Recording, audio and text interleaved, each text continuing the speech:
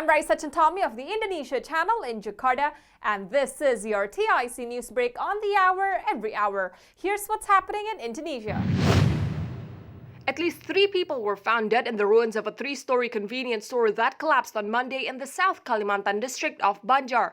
Police said 15 people, including 6 store employees and 9 customers, were inside the building when the incident occurred. 8 survivors have been rescued from the scene and are now being treated at several hospitals. The search for other victims using an excavator continued on Monday night.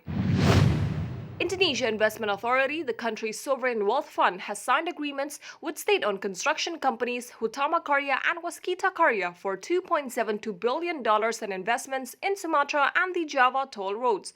The investment marked the fund's first investment in the country's infrastructure. The finance ministry estimated that Indonesia needed $449 billion to develop its infrastructure alone between 2020 and 2024. Indonesia set up the sovereign wealth fund last year to seek cooperation with foreign investors that could finance the country's economic development. Indonesia recorded a surplus of 65 trillion rupiah or $4.53 billion in March to continue a run of a positive trade balance for the 23rd month in a row. The country's exports grew by 29.42% to 380 trillion rupiah or $26.5 billion compared to the previous month, while imports increased by 32.01% to 314 trillion rupiah or $21.97 billion. During the first quarter of the year, the overall trade surplus reached 133 trillion rupiah or $9.33 billion.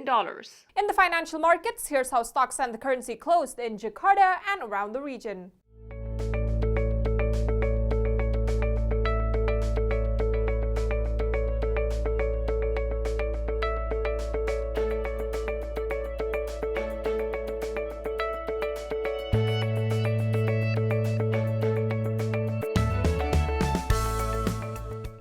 If you're heading to Indonesia or traveling within the country, here's the weather forecast for major destinations.